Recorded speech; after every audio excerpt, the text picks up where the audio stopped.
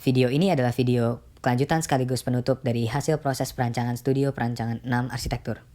Dengan konsep mixed use pada transit oriented development, kami mengharapkan melalui pemugaran dan pembangunan di seberang Duta Merlin tanpa harus membongkar atau merusak Duta Merlin yang ada, kami bisa meningkatkan kualitas lingkungan di kawasan Duta Merlin. Pertama-tama kami mulai melalui penggambaran tapak. Sebelum proses perancangan dimulai, kami memutuskan untuk memahami tapak melalui penggambaran kawasan dengan radius lebih dari 1 km untuk memiliki penguasaan mengenai rasa ruang di sekitar kawasan Duta Merlin.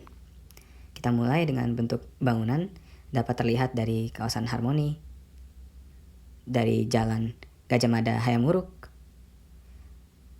dan dari Jalan Juanda, serta dari kawasan Batu Ceper.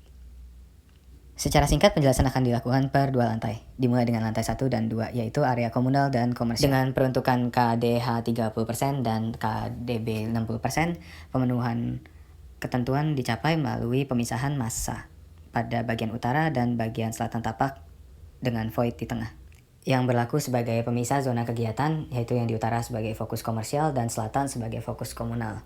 Maksud dengan fokus komunal adalah untuk mendukung aktivitas-aktivitas transit warga pada jam-jam sibuk, memberikan alternatif para warga untuk datang dan mengunjungi area komunal seperti yang tergambar pada ilustrasi. Kemudian terdapat fasilitas penting lain seperti lobi apartemen untuk lantai 7 dan 8, serta marketing galeri pendukung untuk penjualan unit. Dan sekarang pada ilustrasi adalah kondisi podium di level 2 dan ruang dalam pada desk galeri. Dan ini adalah view yang diharapkan akan memikat mata para pengunjung untuk yang pertama kali datang dan mengundang mereka untuk melakukan eksplorasi lebih dalam ke dalam tapak dengan bentuk organik yang didapatkan untuk memecah suara dan panas udara kota Jakarta. Lanjutkan ke lantai 3 dan 4 adalah area yang masih tergolong pada fungsi komersial, namun lebih menjurus ke arah fungsi perkantoran.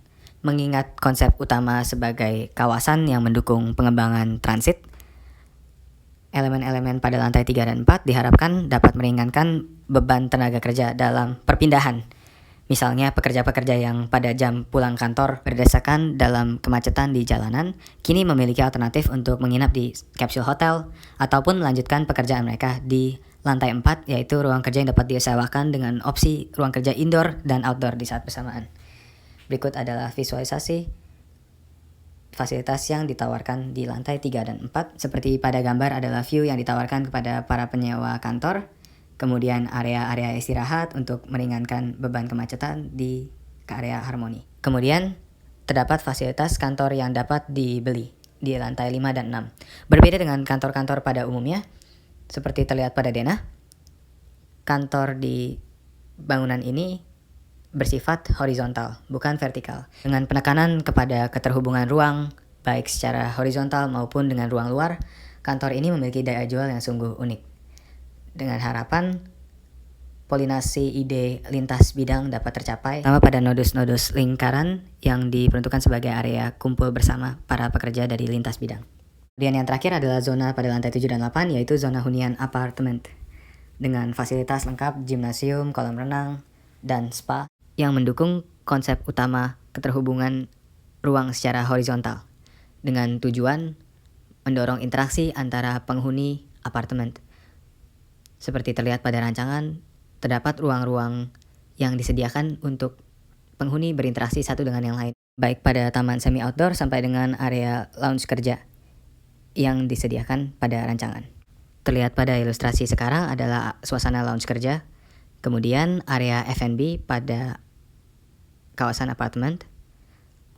Baik, terima kasih atas waktu dan perhatian, terutama kepada dosen pembimbing kami dan dosen kelas serta dosen koordinator. Sekian dari kami, sampai jumpa pada kesempatan berikutnya.